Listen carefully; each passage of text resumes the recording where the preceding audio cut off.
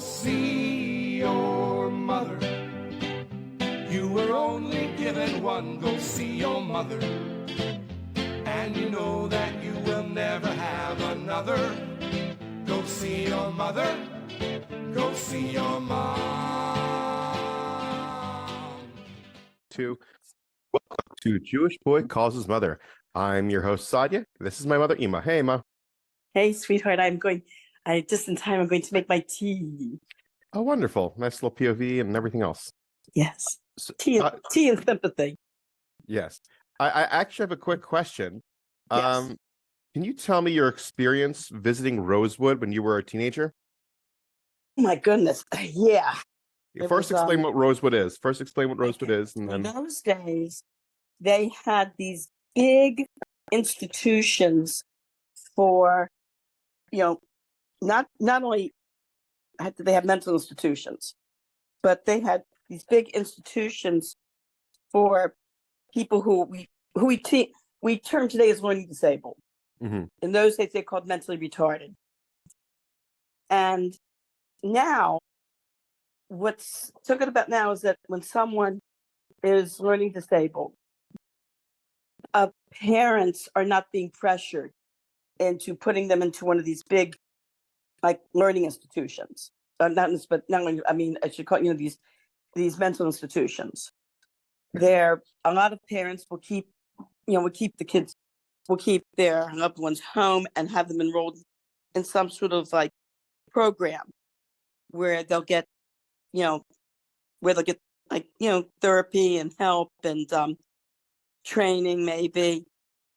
But in those days, it was really sad. A lot of parents who had learning disabled children in those days were put under a lot of pressure to put their kids away in one of these institutions. And so when I was in high school, I worked one summer. It was called Henrington State Hospital. It was an institution for learning disabled adults. And I worked in music therapy with them. And let's put it this way, the lady who was in charge of music therapy, as far as I was concerned, probably needed psychological therapy. She was a little off the deep end. So anyway, and when I came back after the summer was over, I thought it'd be good to have in school we had a lot of these special interest clubs for high schoolers who were considering certain professions. Like there was a biology club, there was a rocket club, there was a Future Teachers of America club, there was Future Nurses of America club. And so I thought it'd be good to have like a mental health club where we could have speakers talk about mental health. We could have, say, people, people who maybe had recovered from mental illness come and share their story. And one of the things I arranged was a tour of different, of Rosewood. Actually, I had been there during the summer when I worked under this program. They also took us students on tours of various mental institutions around the state of Maryland. We saw Spring Grove. Spring Grove is for people, who have mental illness, different levels of mental illness. Then they took us to Shepherd Pratt. They took us to Rosewood. Now, when we went to Shepherd Pratt, we saw the adolescent wing of Shepherd Pratt. It was like, wow, these kids had luxury bedrooms. They had, in those days, they didn't have computers or, like I say, video things, but they had televisions, and they had really nice state-of-the-art televisions. They had stereos to listen to music. And the joke that we had when we were talking to the nurse who was our tour guide, hey, can we also act crazy so we can get in here? This looks nice. So Rosewood was for learning disabled people, and there were different levels. There was this one ward where we saw babies that were hydrocephalic. What does that mean? Hydrocephalicism is basically water on the brain. When so much water comes on, it forms in the brain that the skin is almost like a balloon. And even though they do have valves, they can put valves in there that they press on to release the water, to get the water out. Still, there is a certain amount of brain damage that's caused. We also saw babies or young kids that were microcephalic. That's the brain doesn't grow and the head is small. We saw, I saw one kid, I couldn't believe it. At this big institution, they had been cited before for abuse. And I saw this kid, this young kid, actually in a straitjacket tied to a chair. Mom is tied to a chair. They had a school there for children that were higher functioning. And I see after classes, the kids were outside. I saw these two boys running over to this one boy and actually beating him up and pounding on his head. And I pointed it out to the teacher I was watching from the window. I pointed out to the teacher and she just said, "Oh yes, stuff like that goes on here all the time. We don't have enough staff. Too bad." She didn't even like run out there, send anybody out there to grab these kids to break it up. No, she just stood there. Oh yeah. Eventually, they did close Rosewood. And I don't know what they have there. I think they have a housing development there, if I'm not mistaken. I think it's actually they knocked everything down. It's now completely empty. They're trying to build something, but I don't know what. But they haven't done anything yet. I wanted to know, you were talking with the person you were originally working under, and you felt that she was a mental case. Can you kind of elaborate on that? Okay. First of all, she was telling me about her personal life. She was divorced, and she was telling me about the fight she and her husband had. The one time she took her diamond ring and she threw it down the incinerator. Oh God. Anyway, I was only like, I think 16, 17 years old. And I wasn't a trained music therapist. She left me with the class to run the class. You're talking about mentally retarded adults, some of who can get violent. And sure enough, a fight broke out in the class. And I ran, she was just sitting in her office drinking coffee, whatever. And I ran to her and I told her, about this fight. And so, of course, she got out of her office and she ran and she took care of it.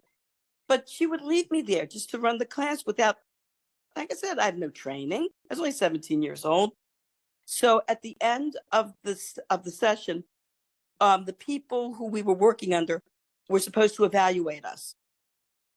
And here, I thought for sure I'd get a great evaluation because here she had me in like basically almost running the class. And when I was, I took our club on a tour also of Henrington. And one of the boys in our club actually decided to volunteer to do an exercise class with some of the male residents there. So that good came out of it. And then later on, I picked up a newspaper many, many years later and saw that this young man who had been part of our club who volunteered actually became a doctor. Oh, wow. That must have, influenced him somehow. So anyway, so one of the teachers, one of the instructors there at this mental institution walked over to me and he said, "How was your experience with," and he named this teacher I worked under. I said, "Fine." And he says to me, "Don't pay any attention to what she says. She's crazy." And I was wondering, why did he say that to me? Then later on, I went to the office of, it was basically the state office that runs mental institutions to get my evaluation. I saw my evaluation and the director who saw my reaction to my evaluation, I almost died. I couldn't believe it. She gave me minuses. She gave me failure in almost every field and said that something was wrong with me and I needed mental health. I need mental health help. And I was just totally shocked. I couldn't believe it. And the director of mental health services said to me, "Listen," he says, "this has no effect. It's not going to be sent to anybody. Don't pay any attention to it." But You know what I mean? As a teenager, you see something like that, if someone evaluates you like that. Believe me, it affected me for a long time. But out of curiosity, it seems like this person they were just giving, like, why were they hiring this person if it seems like everyone in the facility was just realizing she was a crazy person? Understaffed, and she's got the credentials. I've been in situations like that where places I've worked at were understaffed and they needed somebody with, with the credentials to be on the floor.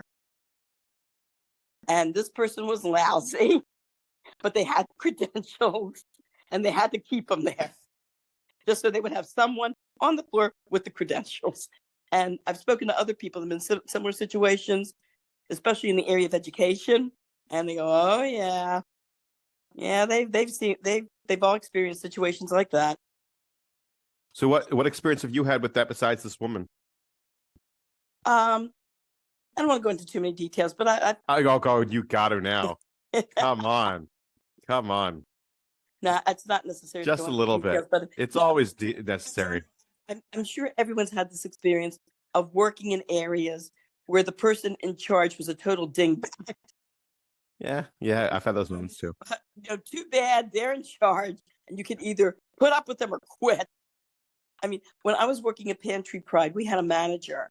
Oh yeah, we've Yeah, talked about that that. crazy, Yes, crazy we've talked about Pantry Pride Yeah. multiple times. Gosh, Yeah, and everyone, I'm sure everybody in the workforce has has that experience. has had some sort of experience with a boss like that. So I have a question, a follow-up question with all this, because you were talking about pressure that a lot of people had back in the day with their children being mentally unstable and that they should be institutionalized.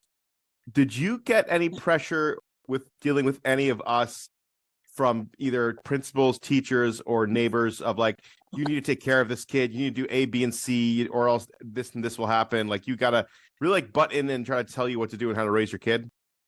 Um, well, thank God, thank God, thank God. You know, but they thank God, you children have never needed any serious intervention.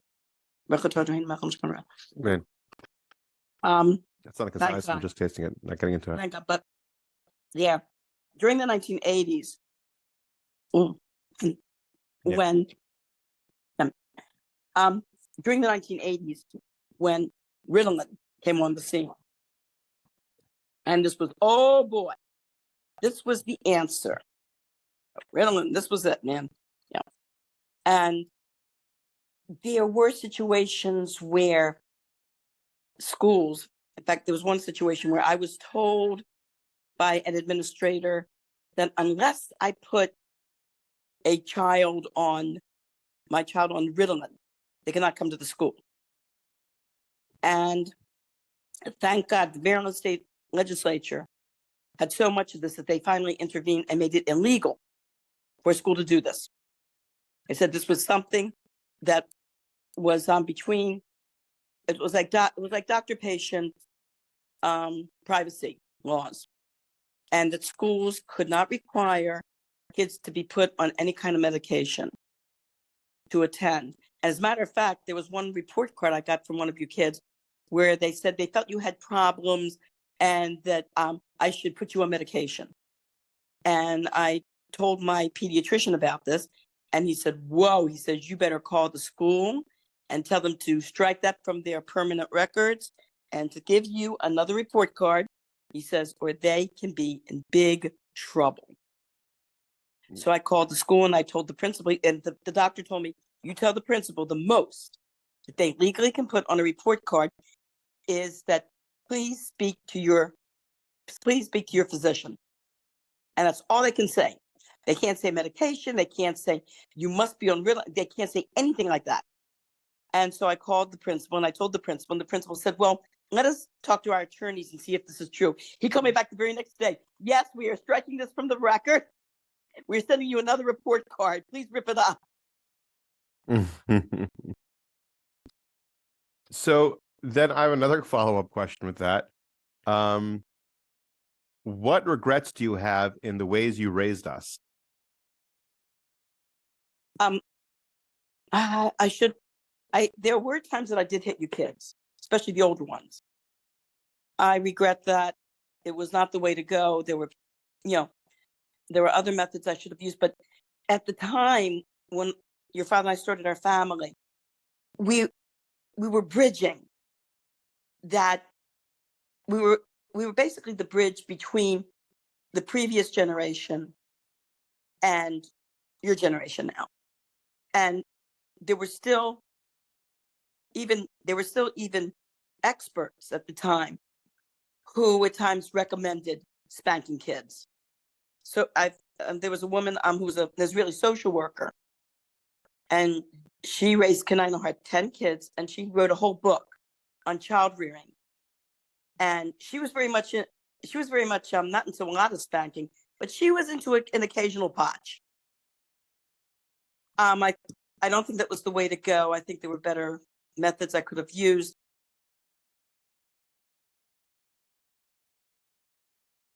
I am sorry I didn't smile more and was more pleasant. You might say. I'm trying to think what else. I think what would you change? I think that's a better question, better situation, so you could really get a better grasp of it. What would you change? You have to redo it.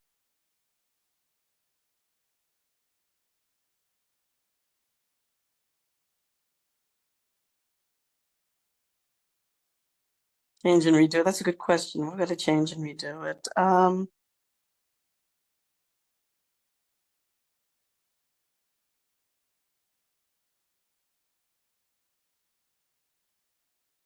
I don't, something. The only thing I can say is like with your older brothers and sisters, well, actually, older brother, because you're the next one after that. I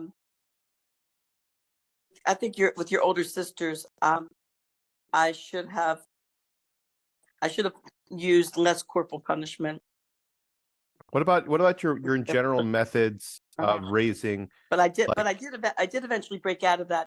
And like I said, we did set up behavior mod charts and give rewards. But what? So, Malcolm's talking to me. Your brother's there. Yeah. Oh, he wants to know if you'd like to interview him as a guest. we'll do a second episode if that's okay. Well, yeah, but Malcolm. No, I appreciate it. No, I really do. No, I'm being honest. I appreciate it. I really do. Busy. I'm available now. What'd you say? I couldn't hear you. No, look. I don't know. I'm here. We're here in Florida for the next 2 weeks. Got a lot of stuff coming up. I'm available right now. I just don't know if I'll be available in the future. Okay. All right. So how about? Can you please elaborate? Can you then elaborate more on what you mean about being raised and being? No, that's not really what we're trying to do here. Well, the proof is in the pudding. We have a sharia. I know, but I'm trying to dive more deeper and trying to sift more things in. So if Malcolm can elaborate, because we're trying to really, the whole point of this podcast in the first How many viewers watch this? How many people watch this? We got plenty. Okay, good. It depends. It depends on the week. Depends on the episode. So wait, so you're saying you want to dedicate an episode to this?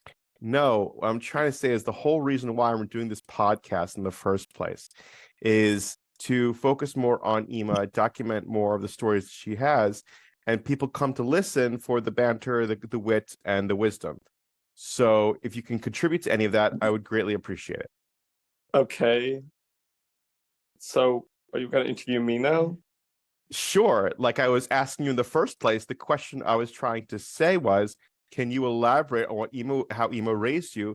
If there was any questions, comments, concerns, or anything that you felt changed, or what did you like specifically? Oh, no, I liked Ima's upbringing. It was really nice. She always did she did a really great Ima always did really great whatchamacallit, lullabies and stuff like that. I really enjoyed Ima's lullabies. That was really good. I think also really enjoyed what else? I guess lullabies were really nice. It's quality times. She read bedtime stories and stuff, which was really sweet. It's 10 o'clock at night. We would also go for walks and talk and stuff like that. I don't know. I think that I have no complaints. Really good. Well, it's not a complaint. We're not talking about complaints here. We're trying what we try to do in these episodes is that we try to take a story and try to elaborate on the story and build a story to bring interest into listeners. So Yeah. you say lullabies. Okay, can you sing me a lullaby or tell me Sure. a lullaby you're talking Sure. about? So my lullaby was I still sing it now even. Little birdie, you fly so high. You fly so high, you reach the sky. I can't fly at all, as you see. So I'll be content to play with me. Yeah, or a Little little birdie in the in the tree, trees, say say come out and play with me. Yeah, like that kind of stuff. So Great. that's So what what did you like about that? No. This is the episode, It hon. You feels want like to be a it feels part like of it. it make you feel like This is the episodes. This is how we I feel work. like it was If you nice. want to, Menachem, you want to be part of it. This is how I don't want it. I want my shlichus to be promoted. I want my campaign of honey, we can't promote. If I have to put this, I want money to be promoted. here's the thing. If this is an episode that's being promoted, I have to establish it as a promoted episode, and therefore it goes under a different category. Yeah. So I can't just promote it like that. If I did, I'd To have to promote it as an expression. Talk about talk about. So here's the thing. What made how did your parents influence you on becoming a shliach? That's a great question. That's a great question. No, the truth is, I think that growing up in Baltimore community, I think that was kind of fun. Like low key, there's like these opportunities. First of all, going for sure to Litvisher Place where they're so dry and so boring. Like, oh my flipping gosh! Like, literally just learning Gemara, which is great. You know, I love learning Gemara. I learn it every day. But like, I don't know. Like, also like, there's no like inspiration kind of thing. Like, what's the point? It's kind of like I don't know. Don't get like, just wait till you die, and then you get Olam Haba. I don't know. Like, there's not much. Like, I don't get the. Well, what I like is Rabbi Gordon said that the way that Judaism differs from other religions is that other religions concentrate more on the afterlife, getting to heaven, whatever. He says in Judaism and Hasidus, we bring heaven down here to earth now. to earth. Yeah. It's not more like current orientated as opposed to an outcome. It's not about the product, it's about the process. I think it really spoke to me. But I don't know, it's like these like moments of like doing Mitzvahim was so much fun. Like going on the Sukkah-mobile. I remember just getting involved with that. That was really great. I don't know, Tati would like have me do like look at the sequels with him every night. We like read a little bit to Tim in English. And low-key, these like these little like random things, right? Like it wasn't ever really a focus or agenda, which I think was actually a benefit. Because I think that if it would have been in my teenage years, I think if I would have felt I was explicitly being aimed at, meaning if I knew that like my parents were explicitly attempting to make me more chassidish in a way, I think I for sure would have really rejected it. I'm pretty sure, yeah. Like I don't think it would have worked at all. Like I think it was so cool actually in a way looking back on it. Look, obviously I think there's a lot of things that weren't so great. I don't want to go down that route. I think I would say though that looking back on it, I could see how like the benefits of the natural like organic osmosis of just I don't like the Rebbe and Chassidus being such a natural inherent part of the family life or of the home that it's like it makes sense. It's part of your background. It becomes familiar, it becomes comfortable. Because I see on Mitzvahim on Shulchas in Oregon how when you're interacting with Jews who have zero exposure to Judaism, like the most exposure they'll have, say, is like I don't know, like some really nothing of real content, really nothing of any meaning. So Judaism becomes an alien, their own heritage and their own background becomes to them an alien entity that they don't know what to interact with. They have zero context. You tell them basic things like, let's say, a Sukkot time, right? Like a sukkah, lulav, esrog. So weirded out. Like, what the heck is this? To fill in, like, okay, like black boxes. I tell them it's like Chinese acupuncture hitting the pineal gland apart from the heart. Like, they have zero context, zero understanding. And because of that unfamiliarity, because of that alien exposure, there's an uncomfortability with simple Jewish practices of their culture, of their very heritage, that they have zero relationship with because there's no familiarity. There's nothing to recognize it from. There's no like, oh, I remember that when I was whatever age. There's none of that. And I think that growing up in a home where there was just a warm feeling towards the Rebbe, towards Chassidus, that was enough. That was enough. There didn't need to be any like a jet. Like when it works, it works. Also, another thing I see on shluchos is that people have already their own. People have their own trajectory. Like people's souls are on a journey, and you see how when a person is on a certain path, this person is on a path to whatever. So you try to model Judaism in a way that will be palatable for that person. Be like, oh, you're very geared and focused on your career or on whatever. Here, let's try to find a way that Judaism relates to you. Then you'll have other people who really are actively thirsty and searching for their identity, searching for, well, what am I? Where am I from? Like, what am I? And that's where there's a lot more to provide. And I think that in our own family, it was really great how there wasn't any overarching agenda of trying to become something in terms of like becoming Chassidish or having some values or outcome. Obviously, I don't know. Obviously, there's a lot of benefits. There's obviously conscious parenting is amazing. But I do think that looking back on my upbringing to a certain extent, I think that when I think back to the exposure to Chassidus and the Rebbe, I think it's really remarkable how everyone in our family, for the most part, I think excluding, whatever, I'm not going to do any call-outs on this chat, whatever. Yeah, by the way, we usually kind of keep things private in regards to people's names as well. We say my brother, my sister. We try, because some people don't want to be known. I think for the most part in our family, everybody has a healthy relationship with Chabad because of the warmth that we had to it, and because I think it was the one thing that I think that in a way, growing up, if I could say perhaps, there's a lot of things in life that are very like product oriented. I'm just looking for the outcome. So, for example, there's careers, right? There's money that becomes like this product I'm just chasing after, and that it's like I'm waiting for the outcome of it. So I can't really enjoy the chase too much because I'm viewing it as a product of a sort of pressure. They need to get something out from it. What I appreciate, though, about, I think, relationship with Chassidus, with Chabad in our family, is that it was always a process relationship, not a product relationship. We weren't trying to become anything. You're not trying to become Chassidish. You're not trying to become anything. You're just appreciating the relationship as it is. Like, see, you have a picture of the Rebbe, it's amazing. You have like you learn look to see and deeper insights into it, it's amazing. Like it was very, that kind of relationship is very Chabad house style. Like you're not trying to make anybody religious in a Chabad house. You're not trying to get them. Obviously, yeah, it's end goal, but it's not really a goal. It's not. Obviously, when it's processed in a way, it's even more, right? Like obviously there are loads of times where you're explicitly saying, yo, time to increase in your Judaism, but it's not coming because I want you to become anything. It's because here is your heritage and culture that you can experience more of. It's correct. Process focusing. There isn't an expectation, there's a belief.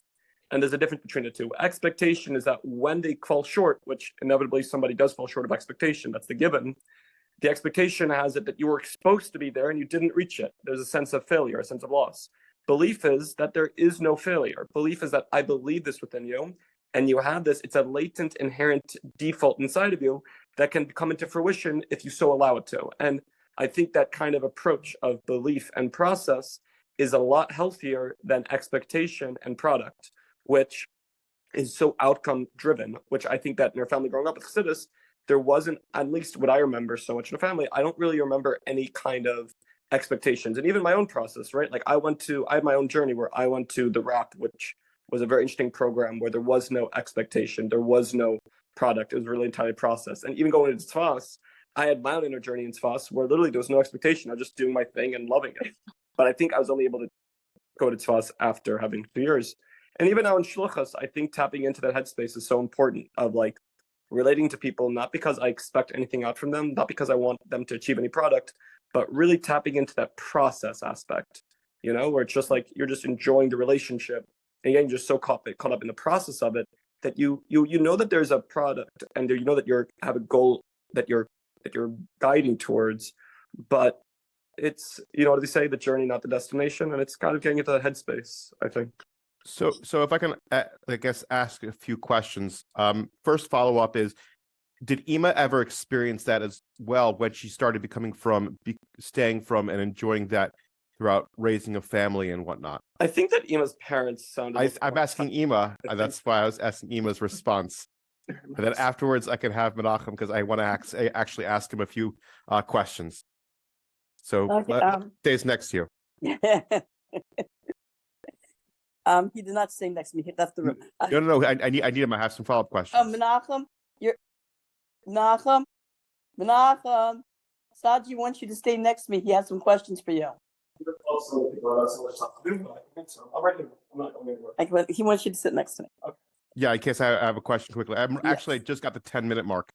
So quickly sum it up, and then I got Menachem's question. When I first became from my parents were, how can I say it?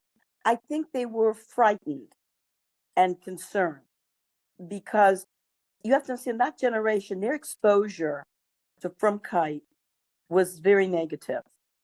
All they remember was these old people yelling at them and telling them they better do this, they better do that. And my father, when they went to Hebrew school, it was really sad. The Rebbe's used to pull the kids' hair, used to hit them. It was very negative. My mother tells me when she was a teenager, and I've heard this from other women growing up during the 1930s, the 20s and 30s, they said they would go to shul, and the shamus, like usually an old man, like the shamus of the shul, would actually chase them out. They would say, "Get out of here. All you girls want to do is sit and talk. Get out." And it was really sad. It really turned them off to Yiddishkeit. It was, very, very sad. And children, like most people now will take their children to shul and at least have them there for a while, as long as the kid can, sit a little bit and be kind of semi-quiet. And then when the kids, can't sit, can't sit any longer after a few minutes. So then usually there's a play area that they, let them go out to. But the main thing is that they want to bring them to shul. At least the kid should sit. When I'm with your younger sister, our youngest, when she was real little, I would go to the mechitza and pick her up when they took out the Torah and point out to her, "See, there's the Torah." To get her to see them taking out the Torah, reading it a little bit until she got a little antsy, and then now she could go to the play area. They didn't have any of that during the 20s and 30s. Little children, as a matter of fact, were actually chased out of shul. They weren't, very suddenly they weren't even allowed in many places. So then now, okay, so my main question though was what Menachem was talking about was a understanding of enjoying the process of Judaism, and Chabad gave that outlet to you. Yes. My question is, yeah. So can you elaborate on that? How you felt and what you did? I just felt that what Chabad did for me was, when I went to Hebrew school, it was a regular cut and dry, basically, Ashkenazic type school. This is what we do, and this is it. Chabad gave me the mysticism, the spirituality behind what we're doing. And the mitzvahs, when you do these mitzvahs, they mean a lot more to you, knowing that there's a spirituality behind it, and what is the process of that spirituality, and what you're actually doing, that you are really bringing, like the sitzum, you're really bringing spiritual energies down to earth with every mitzvah you're doing, and that you're elevating the physical to something that's, you're taking the physical and turning it into something spiritual. So this is a two-part question for you and Menachem, and I think I'm going to make this a two-part episode today. So when we run out of time, I'm going to restart, and then I'll send it to you, and then we'll do another episode. But can you talk about how you were approached by Chabad in the 1970s? And if Menachem can listen to that and then comment on how the approach is done today. Well, actually, he had to leave the room. He had to take care of something important. He did? Yeah. Okay. Yeah, but they didn't approach me. I approached them, you might say. Why did you approach them?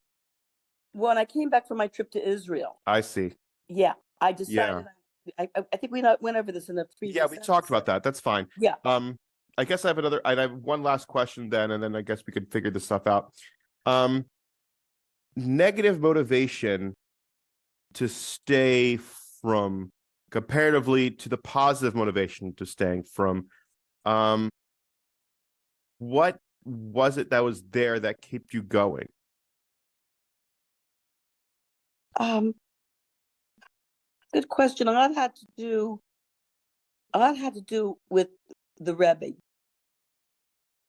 What happened was when your father and I got married, it was around Hanukkah time, Mm, and we were, to live a frum life as a couple, and especially we wanted to live in New York. And your father really didn't have a job; he was doing all these odd jobs. I was teaching in Beis Rivka, so I had an afternoon job. But the money was really shoestring. We were really working on a shoestring budget, and in New York, a lot of the apartments in New York had very um, antiquated heating systems, and it was very common. I understand from people living in New York that they're really on top of their game now, that they revamped the entire system in New York. But me and my neighbors, a lot of people in New York, in the coldest part of the winter, could expect the heating system to break for a few days. And it was not fun. It was cold. And I got to the point where I said to your father one time, I said, I'm ready to just walk away and just forget this whole thing. Go back, get my master's degree, work on Shabbos, get money, just go after the money. I said, I don't know if I can really live this type of, it was like, at that time it was an austere lifestyle, because like I said, it had nothing to do with really religion. It had to do a lot with the circumstances of us living in New York, and your father not having a really steady job there. And so I picked up, I was in 770, I was at Shul, and I picked up a book that was written by the Rebbe, and I opened it up, and it says, to Torah Judaism can be a challenge, something like that, but the rewards are going to be great in the end. And there are many people who, like the Hellenistic Jews, since this is Hanukkah time, thought that adopting the Greek way, materialistic way of life was the easy way out. And there are many people today who look for the easy way out. And he says, I know it's hard, but you stick with it, and in the end, the rewards, will be great. And I thought, wow, if the Rebbe can say that it's hard, I'm sticking with it. And it was true. Life itself is a challenge, and this was our challenge. Like I said, looking back, it really had nothing to do with religion. It had to do with the circumstances around us. And I think sometimes people have a tendency, when they have difficulties in their life, to scapegoat religion. You know what I mean? They like to blame everything on, the rabbis and the religion and the this and the that.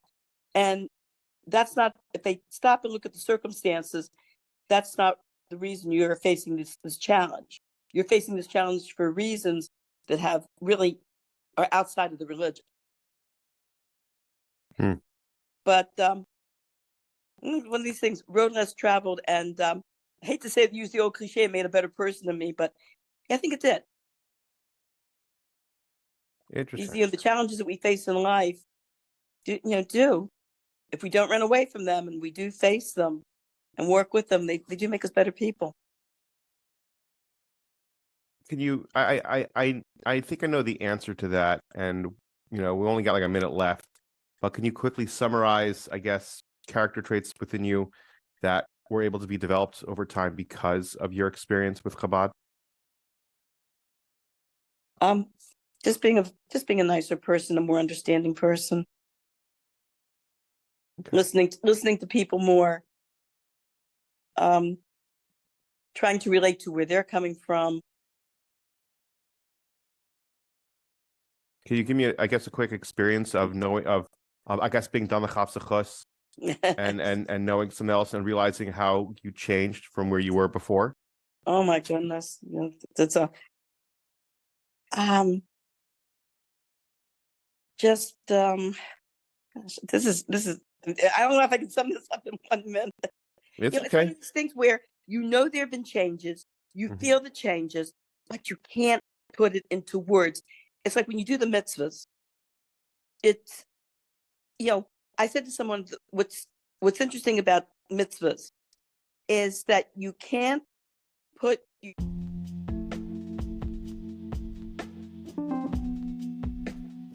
Thank you for listening to Jewish Boy Calls His Mother. Please comment and subscribe on our Facebook page, YouTube channel, and Instagram. I would greatly appreciate it, and my mother would too.